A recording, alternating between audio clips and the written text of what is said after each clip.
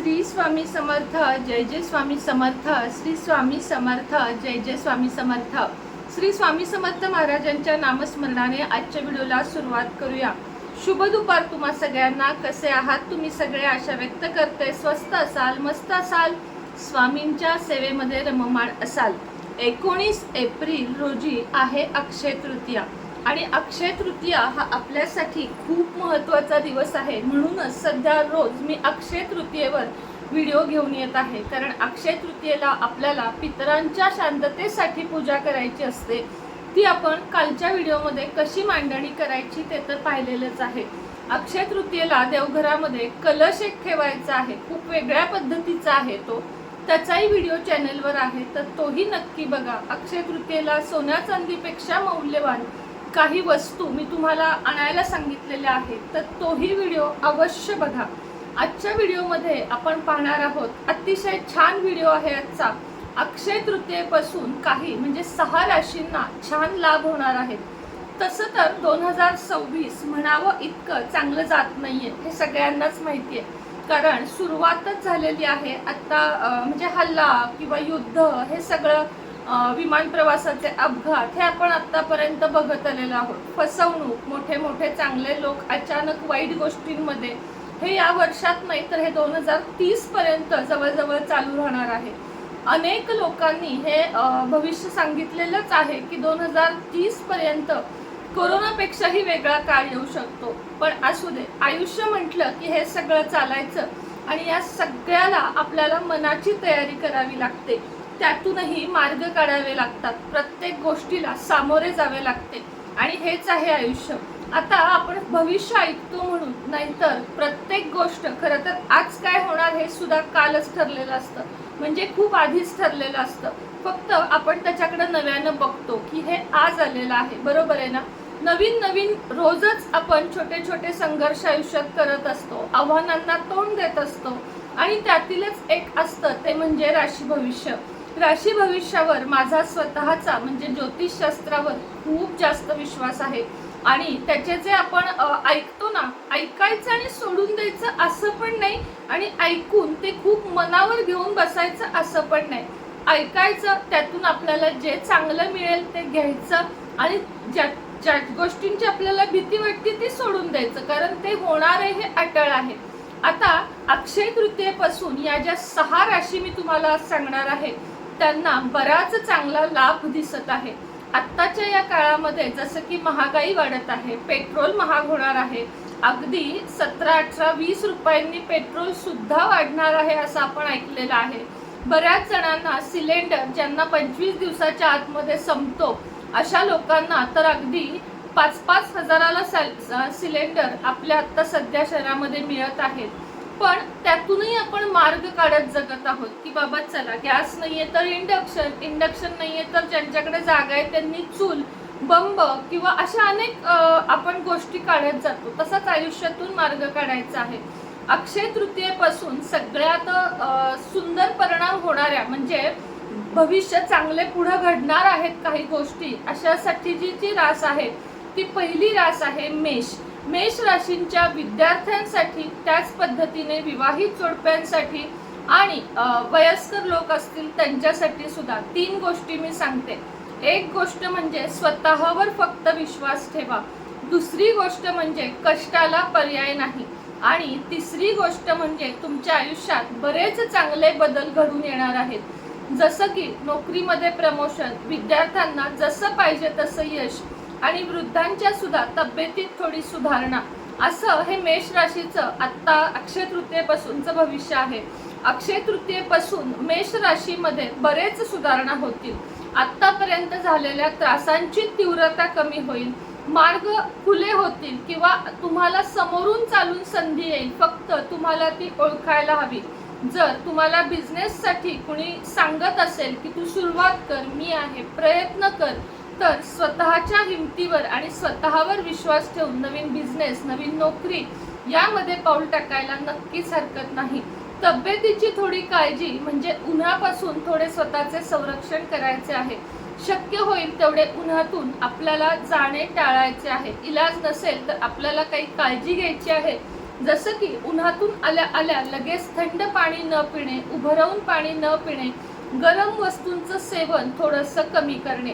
तर ही होती पहिली रास. या म्हणजे पहिल्या राशीला सुद्धा सांगते आणि इतरही सांगते की यावर्षी फक्त आणि फक्त सूर्याची उपासना आपल्याला या सगळ्यातून तारू शकते. आता मेष झाल्यावर दुसरी रास आहे सिंह.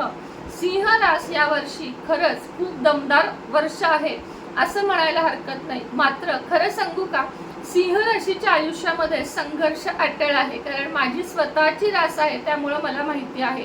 पण कसं आहे, आपल्या लोकांसाठी म्हणजे सिंह राशीसाठी जे काही आव्हान येईल, चल मी तयार आहे, याची आपल्याला आता जणू काही सवयच लागून गेलेली आहे.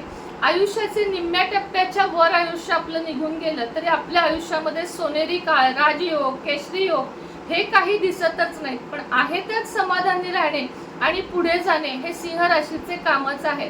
तसं तर सिंह रास म्हणजे राजा असं म्हटलं जातं.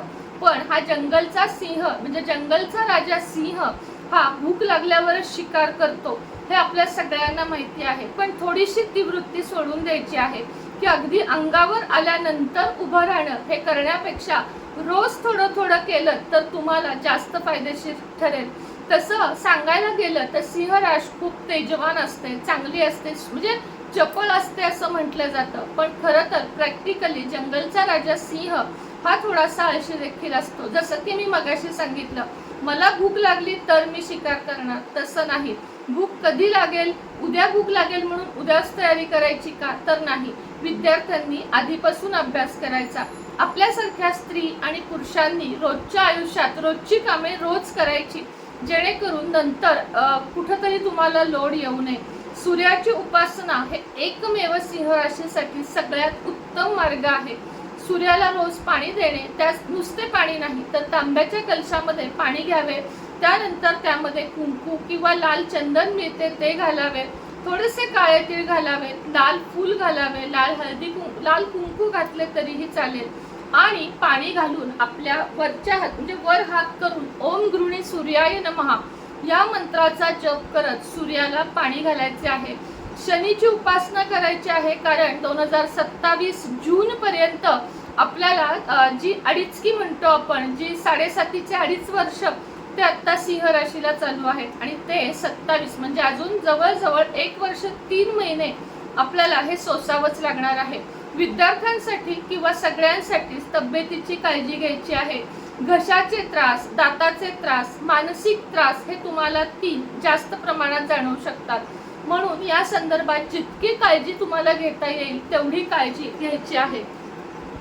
तिसरी आणि महत्त्वाची रास आहे वृश्चिक. वृश्चिक राशीला तसं म्हटलं तर खूप अवघड आयुष्य नसतं. काही लोकांना जात असेल, कारण की प्रत्येकाचे नक्षत्र वेगवेगळे असते. वृश्चिक राशीने लक्षात ठेवण्याच्या गोष्टी तुम्हाला मी पटपट सांगते. वृश्चिक राशीने फक्त आणि फक्त कार्यरत राहावे. कार्यरत राहावे म्हणजे काय, सतत कामात राहावे. दुसरी गोष्ट म्हणजे कोणावरही विनाकारण विश्वास ठेवू नये. आणि तिसरी गोष्ट म्हणजे स्वतःवर इतका विश्वास ठेवावा की तुम्हाला कुणी येऊन जरीही डिमोटिवेट केलं तरी तुमच्यावर विश्वास हवा आहे. इतका विद्यार्थी लोकांनी अभ्यास करावयाचा आहे. जे मीडियम एजचे आहेत त्यांनी स्वतःच्या कामावर फोकस करायचा आहे. या वर्षात तुम्हाला भरपूर फिरावेसे वाटेल, पण थोडंसं सावधान राहा. कारण सूर्याचे वर्ष आहे, उष्णता भरपूर आहे, देवधर्म सगळं काही करायचंय. तर आता नंतर म्हणजे पुढच्या वर्षीची वाट सुद्धा आपण बघू शकतो. त्यामुळे वृश्चिक राशीला आर्थिक नियोजनासाठी म्हणाल तर भरभराटीचा काळ आहे. कुठून ना कुठून, कुठल्या ना कुठल्या मार्गाने कष्टाचा पैसा तुमच्याकडे येतच राहणार आहे. त्यामुळे आर्थिक नियोजन बिघडून देऊ नका. विनाकारण कोणालाही उसने पैसे देऊ नका. कारण वृश्चिक राशीला दया लवकर येते की नाही, दिलं तर चांगलं होईल, पण आता तुम्हाला थोडी थांबण्याची गरज आहे. वृश्चिक राशीने सुद्धा सूर्याची उपासना नक्कीच करावी. आता चौथी रास आहे वृषभ. वृषभ राशीला तसं तर अख्खं आयुष्य सुंदर जातं असं म्हणतात, मात्र नाही. वृषभ म्हणजे बैल. वृषभ राशीला मरेपर्यंत कष्ट असतात. लहान मुलांपासून वयस्करांपर्यंत काही ना काही चॅलेंज या राशीमध्ये कायम असतं. वृषभ राशीला गाड्यांची आवड खूप असते, पण या वर्षी ती आवड थोडीशी मागं टाका.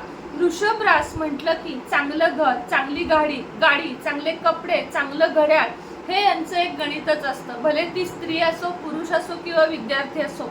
मात्र सावधान, वृषभ राशीने यावर्षी गाडी चालवताना खूप सारी काळजी घ्यायची आहे. कारण गाडीचे लहान लहान थोडीशी आग लागणे, म्हणजे थोडीशी सांगते गाडीला नाही, थोडी आग लागणे किंवा तुम्हाला चटका बसणे, तुम्हाला स्वयंपाक करताना पळणे, गाडी चालवताना तुम्हाला छोटेसे ॲक्सिडेंट होणे हे तुमच्या राशीमध्ये यावर्षी दिसत आहे. त्यामुळे वृषभ राशीने थोडेसे सावधान राहा. त्याचप्रमाणे तुम्हाला आर्थिक सुबत्ता तशी तर जन्मजातच आहे. आर्थिक गोष्टींसाठी तुम्हाला जास्त झुंजावे लागत नाही, पण आलेल्या पैशाचे नियोजन करणे हे मात्र आता गरजेचे आहे. सूर्याची उपासना करा. विद्यार्थ्यांनी सरस्वतीचा एम मंत्र म्हणून दररोज अभ्यासाला बसा. आता आता 5वी रास बघूया. 5वी रास आहे कर्क रास. कर्क राशीला सुद्धा हे वर्ष बरे जात नाहीये, कारण की कर्क राशीला या वर्षी भरपूर तसा म्हटलं तर मानसिक त्रास होत आहे की मी हे का केलं, मी हे कशासाठी केलं, हे करून मला काय मिळालं, हा तुम्हाला पश्चाताप होत आहे. मात्र जे झालं ते झालं, आता पुढचं बघा, हे तुमच्यावर आता वेळ आलेली आहे. कारण झालेल्या गोष्टी आपण बदलू शकत नाही, पण होणाऱ्या गोष्टी आपण नक्कीच बदलू शकतो. विद्यार्थ्यांसाठी हे वर्ष चांगले जाणार आहे. गृहिणींसाठी थोडेसे तुम्हाला अपमान सहन करावा लागणार आहे. आणि जे कोणी पुरुष मंडळी म्हणजे दादा लोक माझा व्हिडिओ बघत आहात, त्यांनी पार्टनरशिपवर विश्वास नक्कीच ठेवू नये, एवढं मी तुम्हाला सांगू शकेन. एकूणच काय, सूर्याची उपासना करायची आहे. सूर्योदयाच्या आधी आपल्याला उठायचे आहे. 6च्या आत उठून 7च्या आत सूर्याला पाणी घालायचे आहे. स्वच्छ कपडे, स्वच्छ घर हे ठेवणं तुम्हाला जास्त गरजेचं आहे. थोडा जरी कपडा, म्हणजे आजचा कपडा उद्या घालू नका, 2 कपडे घाला, पण धुवून स्वच्छ घाला. कारण कपड्यांवरून बऱ्याच पुढच्या गोष्टी होतात, हे तुम्हाला मी थोडक्यात सांगते. आता ह्याच्या पुढची रास आहे धनु. धनु राशीला सुद्धा एक गोष्ट स्वतःमध्ये बदल करणं गरजेचं आहे, तो म्हणजे अहंकार. धनु राशीला अत्यंत जास्त अहंकार असतो. कधीतरी या अहंकारापायी सगळं काही गमावून बसते ती धनुरास. धनुराशीने सुद्धा यावर्षी सूर्याची उपासना करायचीच आहे. धनुराशीला तसं म्हटलं तर दत्तगुरूंची साथ कायम लाभते. दत्तगुरूंची उपासना करणे, ओम द्रम दत्तात्रेय नमः या मंत्राचा जप करणे हे धनुराशीसाठी सगळ्यात चांगले आहे. धनुराशीला कौटुंबिक सपोर्ट कायमच मिळतो. धनुराशीसाठी कौटुंबिक सपोर्टासाठी तुम्ही थोडंसं समोरच्याचं म्हणणं ऐकायला शिका. विनाकारण स्वतःचेच विचार मांडून समोरच्यावर ते लादू नका. विद्यार्थ्यांसाठी हे वर्ष सुंदर असेल. पुरुष स्त्री मंडळी वैवाहिक जोडप्यांसाठी सुद्धा समजून घेतलं तर सगळं तुमचंच आहे, अशी काहीतरी परिस्थिती आहे.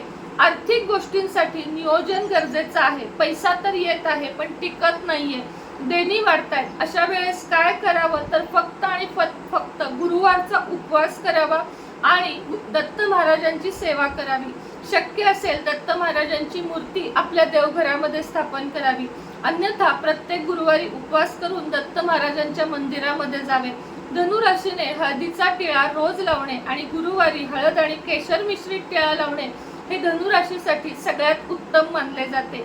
तर अशा होत्या या काही राशी मी सांगितल्या. त्यांना हे अक्षय तृतीयेपासूनचं वर्ष कसं जाणार आहे त्याचे थोडेसे ठोकताळे. 100% विश्वास स्वतःवर तर ठेवू नका आणि भविष्यावर पण ठेवू नका. कारण सगळंच जर आपल्या म्हणण्याप्रमाणे घडत असतं तर हे आयुष्यच नसतं असं मला वाटतं. तर चला, आजच्या व्हिडिओमध्ये इतकंच. पुन्हा भेटेन नवीन व्हिडिओ सोबत. जाता जाता एक सांगते, प्रत्येक राशीसाठी तुमच्या गोष्टींसाठी, म्हणजे सिंह असो, धनु असो, मीन असो, कुठलीही रास असो, तुमच्यासाठी आपल्याकडे राशी ब्रेसलेट उपलब्ध आहे जे तुमच्या नावावर रेकी करून दिले जाईल. विद्यार्थी, पुरुष, स्त्रिया ज्यांना कुणाला राशी ब्रेसलेट घ्यायचं आहे त्यांनी जरूर 77 57 94 94 41 या नंबरवर संपर्क साधावा. मात्र 1200 रुपयाला हे राशी ब्रेसलेट आहे. आणि बाकी अडचणींवर कोणतेही ब्रेसलेट हवे असेल तर 999 रुपयाला आपल्याकडे ब्रेसलेट आहे. ज्यांना माझे पेड कन्सल्टेशन हवं आहे, म्हणजे माझ्याशी डायरेक्ट बोलून तुमच्या समस्यांवर उपाय हवा आहे, त्यांनीही माझ्या नंबरवर, दिलेल्या नंबरवर व्हॉट्सअप मेसेज करावा. कृपया कॉल करू नये. त्याच पद्धतीने अक्षय तृतीया निमित्त आपण अघोर लक्ष्मी सिद्ध जपमाळ, माळ रुद्राक्षाचीच आहे, पण ती तुम्हाला मी अघोर लक्ष्मी मंत्रावर सिद्ध करून तुम्हाला एक खास मंत्र तुमच्यासाठी देणार आहे, जो कोणालाही सांगायचा नाहीये. तुमची माळ तुम्हीच वापरायची आहे आणि मंत्र कधीच कुणाला सांगायचा नाहीये. तुमची इतकी भरभराट होईल की तुम्हाला मी शब्दात सांगू शकत नाही. तर ती माळ जरी हवी असेल, लक्ष्मी कुंचन हवं असेल, तर खाली दिलेल्या नंबरवर लगेचच संपर्क साधावा. श्री स्वामी समर्थ.